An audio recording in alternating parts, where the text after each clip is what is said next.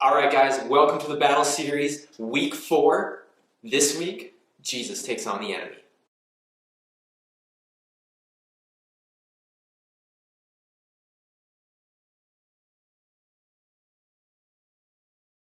All right, what is the greatest showdown of all time? Maybe what comes to mind when you think of that is like a sports showdown. Maybe Cavs versus Warriors back in 2011 or whatever. Maybe Fraser versus Ali. Little boxing fans in there. Canada USA. Crosby with that goal assisted by Iggy. Gold medal. That was awesome. Maybe Venus Williams versus Serena Williams. Tennis court. Two sisters. 2002. First time sisters have ever been battling it out for the French Open and become some of the greatest tennis players of all time. Maybe that's what you think of when you think of like the greatest showdown. And today we are talking about one of the greatest showdowns of all time. Now I got to ask you guys first. So have you ever had a test you couldn't pass?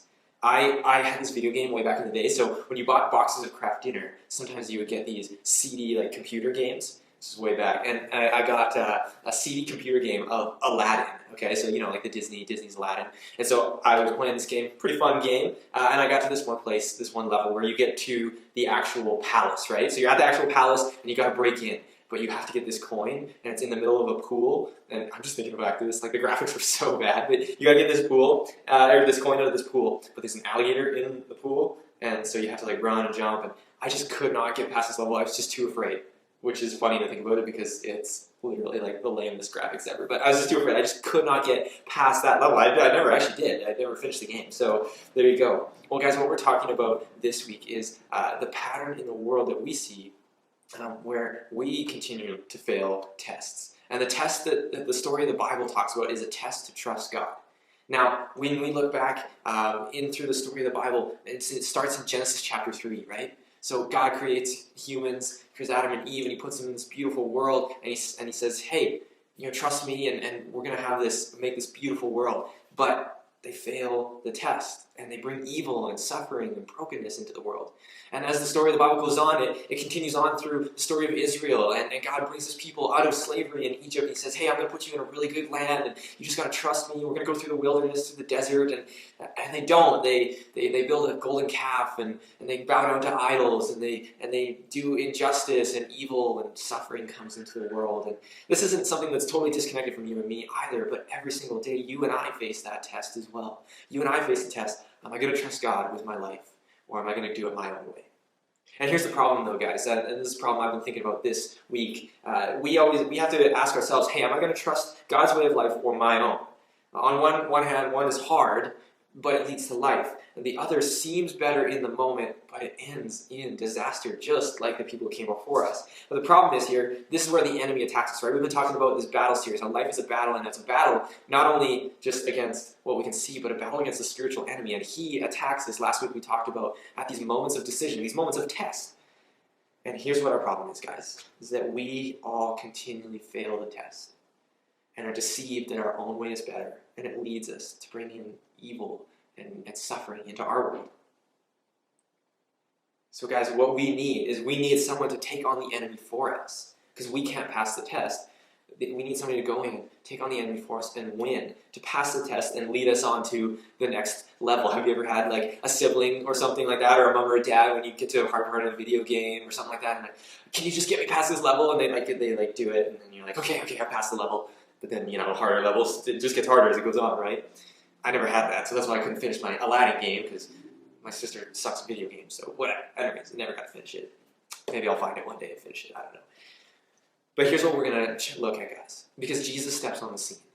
And Jesus steps on the scene in Matthew chapter 4, and so if you've got a Bible, I'd love if you turn and read along with us. But in Matthew chapter 4, Jesus goes to battle with the enemy. Now, sometimes, I don't know if you've heard this story before, Jesus goes out into the wilderness 40 days, and the devil kind of comes and tempts him 3 times. Maybe you've heard it before, and sometimes it's been pitched as like, oh, well, like, here's what Jesus did, so here's the blueprint for what I did. And that's not really quite what it is, because we need somebody to go and do it for us. Here's what is actually happening, is that Jesus is going in to defeat the enemy in our place, to win the battle we couldn't win, to get to the level that we couldn't pass. And so I'm gonna read it, but think about it in this way maybe. It kind of as an illustration. It's like kind of like watching your favorite sports teams. I'm a big Raptors fan, back when they won the championship 2 years ago. And anybody remember that Kawhi shot? It's like bounce, bounce, bounce, bounce, and it was like, oh man, I was so excited. I've been watching for so long and just waiting for so long for the Raptors to be good. And I was so full of joy in that moment. Did I do anything? No, I was sitting on my couch. Am I part of that team? Not at all. But was I super stoked? And in some way, am I part of the team as a fan? Well, yeah, kind of. Even though I did nothing to help out the victory kind of became mine as well. And that's kind of what it is in this story with Jesus. It's him going and doing it. It's his actions. It's his life. And yet, at the same time, it kind of becomes our victory too. So let's read it. Let's dive in and let's figure out what the heck is going on here and what does this have to do with you and me this week. All right. All right. So Matthew chapter 4. I'm going to read it for us. Then Jesus was led by the Spirit into the wilderness to be tempted there by the devil. For 40 days and 40 nights he fasted and became very hungry. During that time the devil came to him and said, "If you're the Son of God, tell these stones to become loaves of bread." But Jesus told him, "No, the scriptures say people do not live by bread alone, but by every word that comes from the mouth of God." Then the devil took him to the holy city, Jerusalem, to the highest point of the temple, and said, "If you are the Son of God, jump off, for the scriptures say, he will order his angels to protect you, and they will hold you up with their hands, so you won't even hurt your foot on a stone." Jesus responded, "The scriptures also say, you must not test the Lord your God." Next the devil took him to the peak of a very high mountain and showed him all the kingdoms of the world and their glory. "I will give it all to you if you will kneel down and worship me." "Get out of here, Satan," Jesus told him, "for the scriptures say you must worship the Lord your God and serve him only." Then the devil went away, and the angels came and took care of Jesus. Okay, so kind of what's going on here? I don't know if you've read this story before, have no idea. It's kind of weird. What's Jesus doing out in the desert, and who's this devil guy, and what does this all mean? And then Jesus kind of is just like, okay, it's over. Okay, well, the very first thing that I want to point out, okay, just so we can kind of get what's going on in the story here, is that when Jesus goes out into the wilderness, if you're paying attention, now sometimes it's lost on us as modern people, but if you're paying attention to the rest of the story of the Bible, the Old Testament, automatically you're going, oh, I think something's going on here. Jesus is going out into the wilderness because Jesus is replaying the story of the failures of the past. Jesus is replaying the story of Israel, and Jesus is an Israelite, where they were led out of Egypt into the wilderness to be tested by God before they went into the promised land. What happened there? Well, obviously we know they failed miserably and wandered around for 40 years, right? So Jesus is actually replaying that moment, and he's saying, no, hey, I'm going to go into the wilderness, but I'm not going to fail the test. I'm going to pass the test that I trust God and not trust my own way. If you think I'm maybe, Chris, where are you getting at? You're just kind of pulling that out of absolutely nowhere. It's not something I'm just making up. Guys, when you look at every single one of the times when Jesus responds to the tempter, he's quoting out of the book of Deuteronomy, which is one of the books of the Old Testament, which recounts the story of Israel going through the wilderness. So it's really, really obvious. So Jesus is replaying the story, and Jesus takes on the enemy, not just for himself. This isn't just, oh, good job, Jesus, oh, you did well. No, he's actually taking on the enemy for the failure of the people in the past. And so that's kind of what's happening. That's why Jesus is going on into the wilderness. Well, and then who the heck is this devil guy? Okay, time out, because this is not the red dude with horns and a pitchfork and, he lives in this underground world that's always on fire. Okay, that's the image that we get in culture of the devil, right? And that's just not at all the picture that the Bible has. The picture of the Bible is not this red dude with a pitchfork running around trying to torture people, but instead it's this picture of spiritual evil and a spiritual rebellion against God. And the word devil, it's not, we think, oh, Satan is his name, right? But no, it doesn't. The word devil means deceiver or slanderer. It's this character, this spiritual character throughout the story of the Bible that is opposed to God. Not on equal level with God. It's not like that meme where it's again, the red dude with the horns, arm wrestling Jesus, white Jesus or whatever. No, that's not what's going on at all. But it's this enemy that we've been talking about the last few weeks who wants to tear down everything that God has made good. And so how does he do that? Well, last week we talked about he does that by trying to deceive us, to trust our own way. right? So Jesus comes to the wilderness, and he meets this character, and 3 times Jesus is tempted by this character to trust his own way. So what happens? Because here's why Jesus goes out into the wilderness. He goes out to pass the test, to show that he trusts God fully, that his heart is pure and not full of mistrust or sin. Okay, and 3 times this happens. And the first time, if you read it, what happens? So Jesus, obviously, he's out there. He's hungry.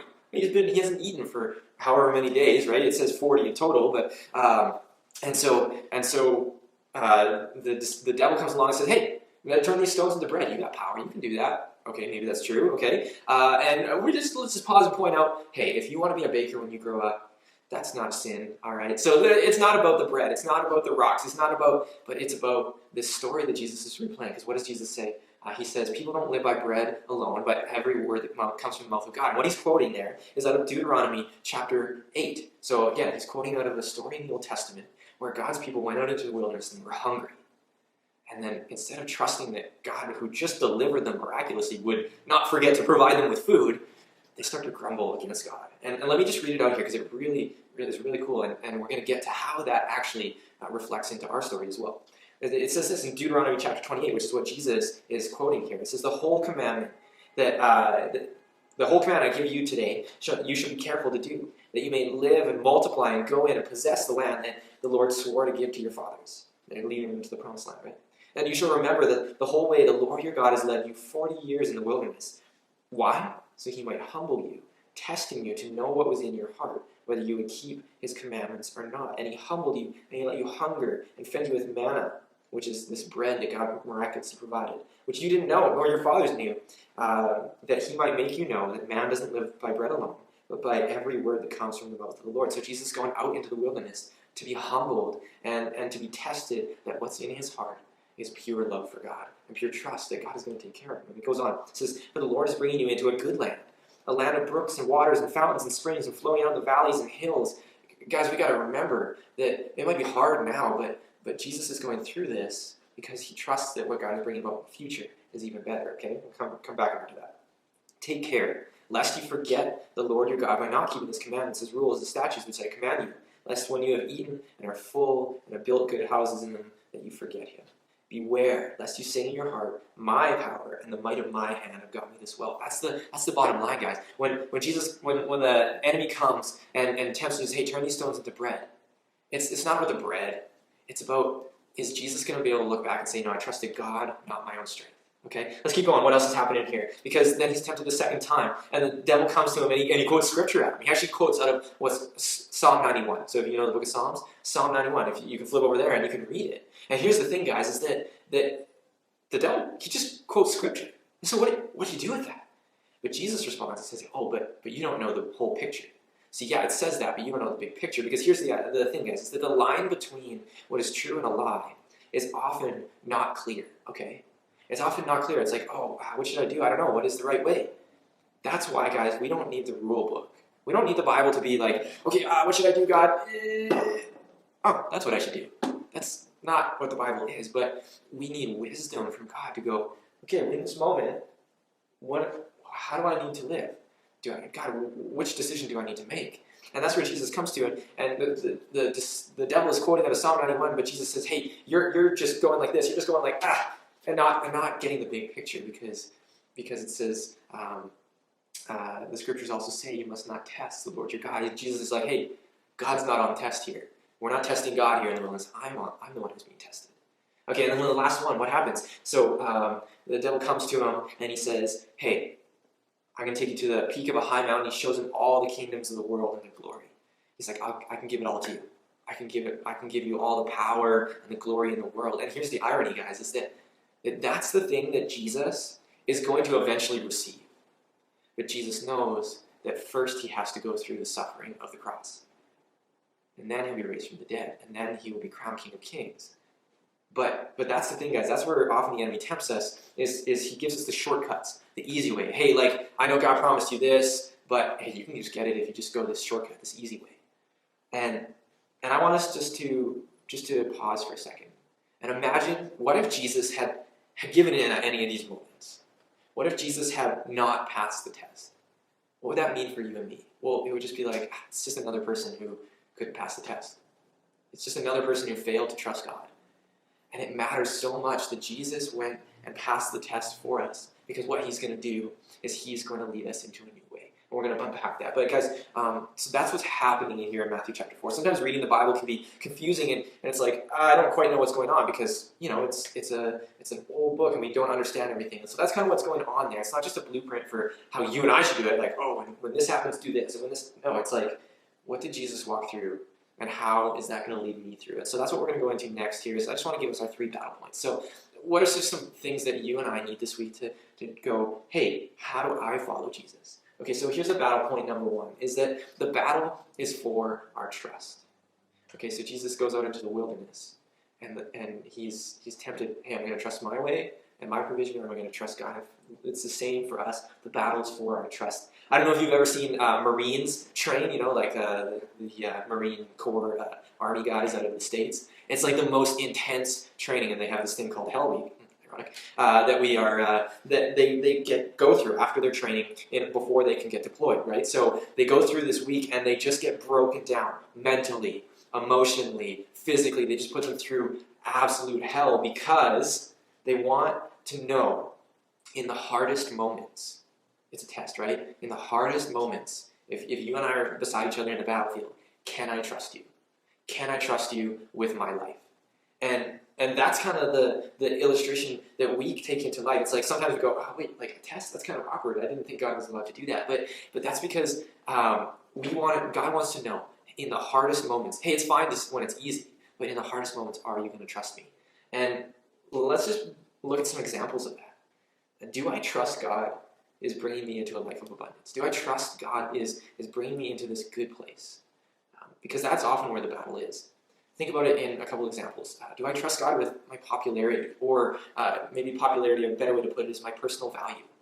Or do I need to, get that from, having the coolest clothes, or making sure that, I don't, that I'm cool with my friends and stuff like that, which is fine. But do I trust God with my popularity? Or do I control it? And I go, no, God, I can't give that to you. How is it? Maybe it was another one. It's kind of related. Do I trust God with my image? With what other people see of me? With my physical beauty? Do I try and, hey, I got to make sure I look good in front of other people, and I got to make sure I have the right clothes and the right shoes, and I dress up with makeup because I got to hide, because I don't actually believe that God has made me a beautiful person, and I don't actually believe I have value unless other people say that oh, you're pretty today, whatever. And hey, I hope you feel, pretty today when you dress up, and I like having the right clothes. But do I trust God with that? Or am I holding it close and going, no, God, you can't have that? How about, with my sexuality? That's a big one, guys. Do I trust that God actually has a bigger picture for my sexuality, that actually maybe in marriage one day, if I can actually be fulfilled in that? So that's one of the things that people think about Christians, like, oh, you just think sex is bad. It's not, but it needs to be in the right place. I had a professor who always said, fire is great in the fireplace, but not on the kitchen table. You know what I mean? So do I trust God with that? So do I, or am I going to go, no, God, I want that now? Whether that's in promiscuity or pornography, or even just the way that we dress and present ourselves. Do I trust God with my sexuality? Dory, in last example, and you probably got your own area, but do I trust God with my money? Or is money something that I hold close and I go, no, this is only for me, and I'm greedy with it, or do I use my money to make a difference in the world? And I know not a lot of us have tons of money right now, but what do we do with that? Is that all for me? Whatever area it is in your life, it's the question: am I going to trust God with it, or am I going to trust my own way of defining what's good? And here's the problem, remember, guys, is that we get stuck in this pattern of not trusting God. We continually fail the test. And we need to ask ourselves the question, is there a better way?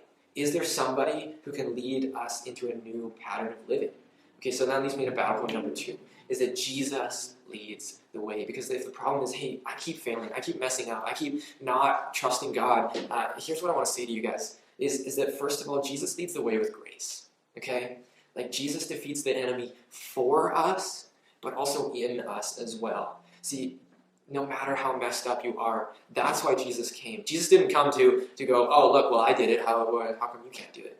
No, Jesus came to actually defeat the enemy for people who couldn't, for the people who keep messing up. And how did he do that? He went through life and trusted God perfectly. But then he also takes responsibility of all humanity's mess-ups, screw-ups, and the times when they didn't trust God by going to the cross. Jesus takes responsibility for your and my moments of mistrust. And he says, no, I'll take the punishment for that. And that's what the cross is. And no matter how messed up, guys, that's why Jesus came. He came to set you free.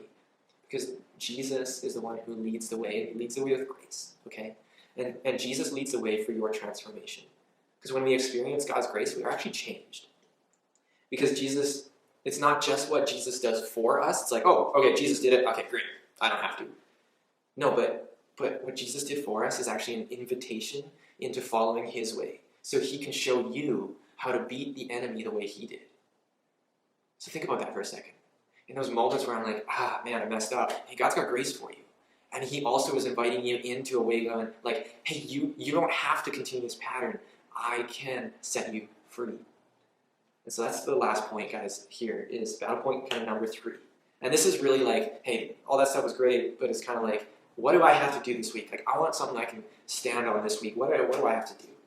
And battle point number 3 is this. I just want you guys to let the process finish this week. Okay? Let the process finish. Just let that ring through your mind this week. Whether you're at school or at home and you're faced with this moment of trusting God, let the process finish. Number 1, let the process finish by winning the first battle. Guys, it's always the first battle that's the hardest, right? It's always the initial one. I like to work out, and it's not working out that's hard for me. It's just getting down there, getting changed in my workout gear, getting warmed up. Once I get warmed up, man, it's awesome. I love it. And it's like, okay, well, let's do this. An hour workout is no problem. But it's like I'm sitting there on the couch, I'm like, I don't want to. It's just, hey, just win that first battle. Once you get down there, you just get into it and you win that first battle, and it's like, oh yeah, I'm in this. Or maybe for you, whatever it is, maybe it's trusting God with hey, not looking at pornography, or trusting God with your friendships, or trusting God with whatever it is for you. I don't know what your battleground is, but win that first battle, because it can feel absolutely impossible. We go, how am I ever gonna be set free from this? How am I ever gonna change my life? How am I ever gonna find freedom in God? And just start with the first battle. Like, just start with today. Let the process finish itself, but just start with today. Because trust me, guys, it might seem impossible now, but just, hey, 1 win turns into 2, which turns into 3, which turns into 4, it turns into, if you win the first battle, that's the hardest one. It just gets easier from there. So by the time you hit the, day 1,000, hey, you're rolling. It's a lot easier. But the first one is the hardest, okay? And so let the process finish when you can't see. Okay, it won't be clear. It's not going to be easy, but just take the next step. So when you're trusting God and you're like, I'm still 20-something and single, and what am I doing? Or, it's like, God, like I was trusting you with my friendships, and all my friends, they've just kind of given up on me. In the moment when you can't see, just remember, like, God is still with you. And it's not about this moment, but it's about the moment that's next. Jesus, when he was in the wilderness, he was hungry, okay?